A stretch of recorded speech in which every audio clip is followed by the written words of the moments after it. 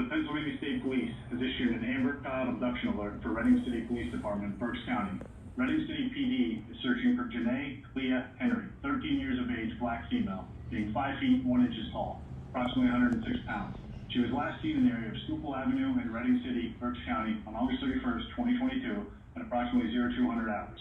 She was abducted by an unknown male who placed her into a silver Chevrolet Traverse with an unknown PA registration.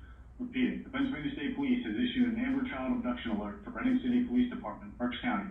Reading City PD is searching for Janae Clea Henry, 13 years of age, black female, being 5 feet 1 inches tall, approximately 106 pounds.